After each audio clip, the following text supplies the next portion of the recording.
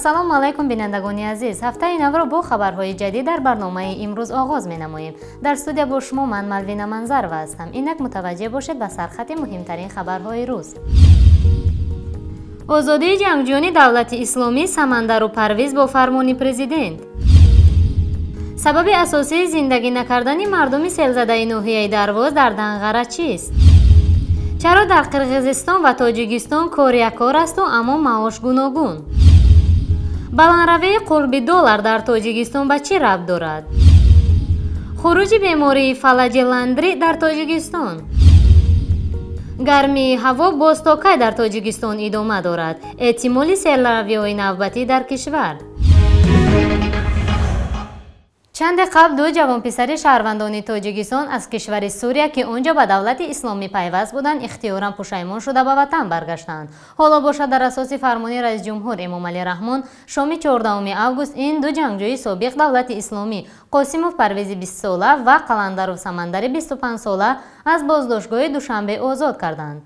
озодии ин ва дигар ҷангҷӯёни собиқ давлати исломӣ дар ҳолест ки бо фармони Эмомалӣ Раҳмон раис ҷумҳури Тоҷикистон бо моддаи 401 кодекси ҷиноии Тоҷикистон замимаи як илова гардидааст ки бар асоси он ҳар шаҳрванди Тоҷикистон ки аз ҳаракату омилҳои ҷангӣ дар кишварҳои хориҷ ихтиёран даст мекашад аз ҷавобгарии ҷиноӣ озод мегардад.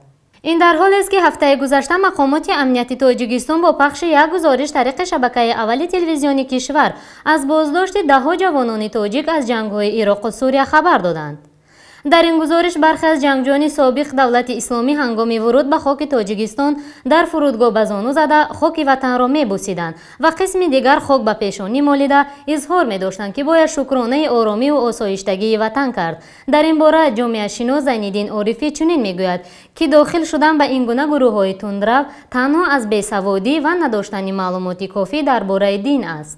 ду омил ҳаст ки ҷавонон ба гурӯҳҳои ғайр шомил мешаванд. عامل اول آن است که خود جوانان متاسفانه تفکری بسا محدود دارند، یعنی که تفکری تشکل یافته ملی ندارند و بیشتر آنها غافل هستند. غافلی آنها البته سبب‌های گوناگون است، یعنی که دانش کامل ندارند، یعنی گوییم که حتی دانش کامل دینی ندارند و آنها از بس که یک فضای خالی دارند غافل هستند به گروه‌های گوناگون زود شامل می شوند، یعنی که پیش از شامل شدن بین آن گروه آن را در ترازی عقل برنکشیده به هر گروه ها شامل می شوند که این عاقبت پشیمانی می آورد. عامل دوم این است که هرچند یک از جانب مقامات تبلیغ و تشویقات می شود، ولی من گمان میکنم که این تبلیغ و تشویقات به یک سطح حرفه‌ای برای مانده نشده است، یعنی که اون تبلیغ و تشویقات هایی که می شود بیشتر از همان زمان تاثیر آثار شوروی است و یعنی که یعنی پروپاگاندا میگفتند همین طور است. اگر ما امروز مطابق به ذوق جوانان، مطابق به تفکر آنها یک برنامه‌های جالب ویژه آماده می‌کردیم، در آن خصوص آنها را تا اندازه یک معلومات کامل درباره این گروه‌های غیر داده آنها را از شامل شدن به گروه‌های دیگر تا اندازه جلوگیری کردن ممکن است. بر اثر گرمی هوا که چند قبل بسیار اویله‌های ولایت مختار کوهستانی بدخشان ضرر مالی و جانی رسانده بود، مسئله روی امسال سبب بیخانه و جای باقی ماندن بسیار اویله‌های نوعی درواز را گشته است. حکومت شهر تصمیم گرفته است که بعضی از اویله‌های ضرر دیده را با خانه‌های استقامتی در ناحیه دنغره تامین کنند، اما این تصمیم به ناحیه دنغره کوچیدن ساکنان دو روستای سیلزده ناحیه درواز برخی آنها را ناراضی کرده است. در دنغره برای هر یک اویله مهاجر شده 8 سوتیق زمین جدا شده باید علاقه تا 6 نوامبر سال جاری خانه‌ها ساخته و مورد استفاده قرار بگیرند. سید برهان عبدالرحمن‌زاده رئیس ناحیه درواز روز 15 اوگوست به خبرنگاران اظهار داشت که پس از آفت طبیعی در روستای خورک و اوباغین جماعت شیخر و ناحیه درواز دیگر هیچ امکانیت زندگی کردن وجود ندارد و از این خاطر باید 64 خانواده از اینجا به دنغره کوچ شوند. او افزود برای 9 خانواده‌ای که منزلشان کلاً در نتیجه سیل خراب شده بود، حساب حکومت در دهه 400 جماعت لاله‌زار ناحیه دنغره منزل نویزی ساخته می شود. برای 7 خانواده که قسما خانه‌هایشان ویران شد نیز از حساب اگنتی ذخیره‌های دولتی 50% مسائل ساختمانی برایشان داده می شود. اما 43 خانواده دیگر که از سیل آسیب زیاد ندیده ولی به دلیل نبود راه و مکتب در محله کنونی زیستشان بر روی خط مهاجرشوی شامل شدند. به گفته مقامات باید خانه‌های نوی خود در دنقره را از حساب خود بسازند. رئیس ناحیه درواز افزود با وجود اون که همه خانواده های این دهه برای گرفتن زمین در ناحیه دنقره رضایت داده امضا گذاشتند، اما اکنون برخی از آنها در بنیاد منزل از حساب خود سرکشی و تنبلی میکنند. این در حالی است که به گفته سید برهان عبدالرحمنزاده شرایط زیست در ناحیه دنقره خیلی بهتر است و آنها در آنجا با آب و نیروی برق، بنگاه‌های طبی و مکتب‌های سیاه‌شانه و اینچنین راه‌های منفر شده تامینند. اما احمدشاه دولتوف رئیس جماعت دهات شیخروی ناحیه درواز میگوید مردم توان و امکان مالی مستقلانه ساختن منزل در ناحیه دنقره را ندارند و از این خاطر سراسیمه و مجبور کردن آنها از روی انصاف نیست. هاتف عمرانوف برای تکمیل اقتصاد به قرقیزستان سفر کرده بود و بر علاوه دانش و تجربه های نو از آنجا با خود یک سوال را آورد که تا حال ذهنش را مشغول نموده است: چرا مزد مهنت در قرقیزستان از تاجیکستان دیده بیشتر است؟ هاتف عمرانوف میگوید که او در ماه 3000 سومانی معاش میگرفته است، در حالی که همپیشه های او در قرقیزستان نیز برای حجم برابر با کار او 5000 سومانی مزد مهنت داشتند. هاتف در تاجیکستان در سیخ استحصالی حسیب کار میکند و میگوید صفت محصولات آنها از حسیب‌های قرقیزستان کمی ندارد و او عیناً کاری را انجام میدهد که هم پیشگانش در آن کشوری همسایه به انجام میرسانند. اما مصاحب ما تا به حال نمیفهمد که چرا معاش او از معاش همتایان قرقیزش قریب 1 برابر کمتر است.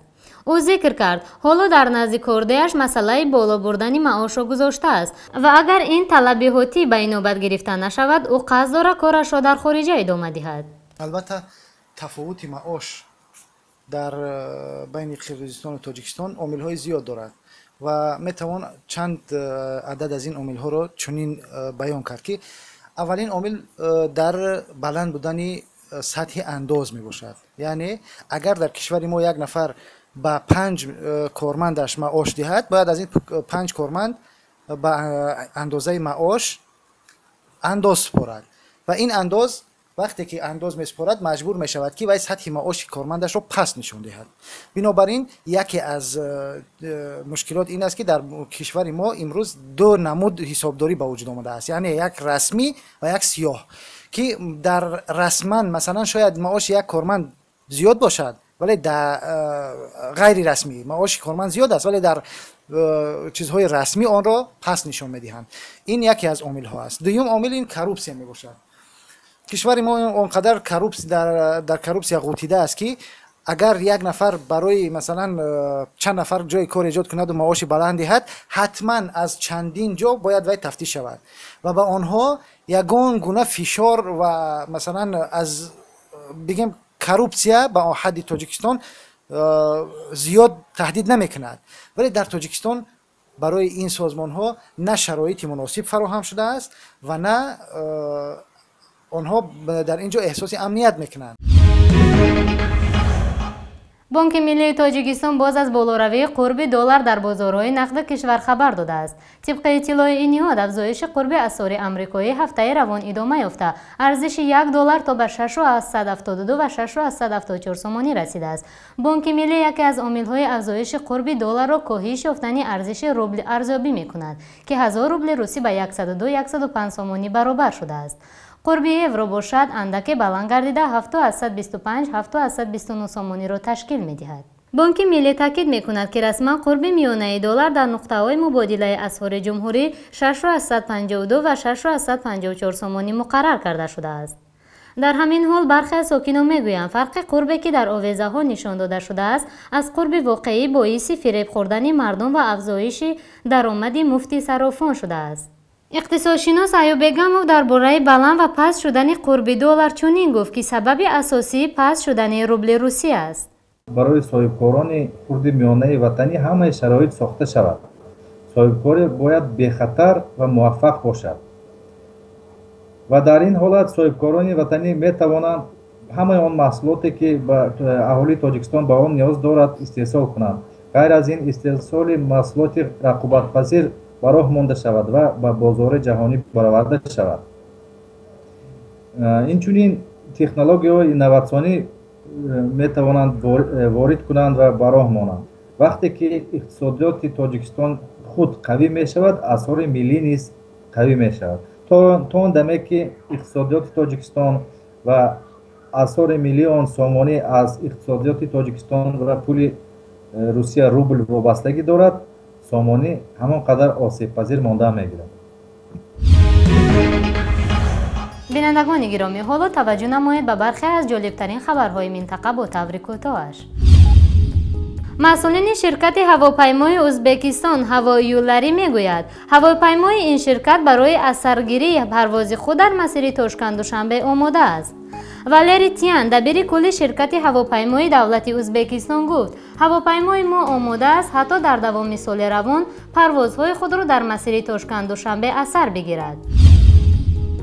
ҳоҷӣ Ҳусейн Мусозода, раиси шӯрои уламои дини вилояти Суғ, дар пайи ширкаташ дар анҷумани панҷуми пешвоёни динҳои ҷаҳонӣ ва анъанавӣ дар шаҳри Остонаи Қазоқистон ширкат варзид. он ба мавзӯи гуфтугӯи роҳбарони адьён ва арбобони сиёсӣ барои сулҳ ва рушд бахшида шуда, дар кори ин анҷуман 80 ҳайят аз 42 кишвари олам ширкат варзиданд. шаҳри Душанбе ба ҳайати раёсати форуми рушд ва ҳамкориҳои шаҳрҳои ҳавзаии иқтисоди роҳи Абрешин шомил шудааст. бино ба иттилои Шафқат Саидов, сухангӯи шаҳрдори Душанбе, 24-25 июл дар шаҳри Урумчии Чин форуми сеюми рушд ва ҳамкориҳои шаҳрҳои ҳавзаи иқтисодии роҳи Абрешин баргузор шуд, ки дар он намояндагони 55 шаҳрҳои бузурги дунё ширкат доштанд. дар Қазоқистон дар роҳи Алмата-Бишкек як автобуси мусофирбар ҳангоми ҳаракат аз тарафи Шимкет ба Алмато ба садама дучор шуда, ки дар дохили ин мошин 40 мусофир буданд. 15 нафари онҳо дар вақти садама ҷароҳати вазнин бардоштанд. хабари хуруҷи бемории фалаҷи афзояндаи ландри ё васхадияши паралич ландри дар Тоҷикистон дар шабакаҳои иҷтимоӣ паҳн шуда, акнун аз даҳон ба даҳон мегузарад. масъулини вазорати тандурустӣ ва ҳифзи иҷтимоии аҳолӣ гуфтанд, ки рӯзи душанбе 17 август аз пайи ин масъала хоҳанд шуд. мақомоти бемористони қарияи боло низ аз суҳбати муфассал дар ин бора дасткашӣ мекунанд, зеро иддаҳо доранд, ки дар бораи ин масъала танҳо тариқи номаҳои расмӣ муроҷиат кунанд. бархе аз корбарони шабакаи иҷтимоии фейсбук шоми 15 август аз паҳн шудани як навъ беморӣ ба гуфтаи онҳо хатарнок дар Тоҷикистон хабар доданд. аз ин беморӣ фалаҷи афзояндаи ландри ном бурда мешавад. карахшавии дасту пой, камқувватӣ, дилбеҳузурӣ, бемадорӣ ва таби баланд аз нишонаҳои ин беморӣ будааст. табибон мегӯянд, ки фалаҷи ландри бемории вобаста ба асаб буда, аксаран кушанда аст ва онҳое ки ҳам аз банди ин беморӣ халос мехӯранд, як умр фалаҷ хоҳанд монд. маркази обу ҳавошиносии Тоҷикистон хабар медиҳанд, ки ҳафтаи оянда, яъне рӯзҳои 18 ва 20 август кишварро гармии шадид фаро хоҳад гирифт. тибқи иттилои ин муассиса, ҳарорати ҳаво дар вилояти Хатлон то 42-44 дараҷа гарм хоҳад шуд. дар ноҳияҳои тобеи марказ ва ғарби вилояти Бадахшон гармии ҳаво то 37 дараҷа боло хоҳад рафт. обу ҳавошиносон бо зикри гармшавии ҳаво таъкид мекунанд, ки эҳтимоли фаромадани сел вуҷуд дорад. дар ин бора бо сухангӯи маркази обу ҳавошиносии ҷумҳурии Тоҷикистон Ҷамила Убайдуллоева тамос гирифтем, то андешаҳои ӯро дар ин бора бишунавем. каму беш бо ҳарората баланд карда истодем, бинобар ин эҳтимолияти ҳамин селфароӣ, лекин эҳтимолият ниҳоят паст аст, лекин ба ҳар ҳол барои пешгӯӣ огоҳӣ намудан мо амира тайёр кардем.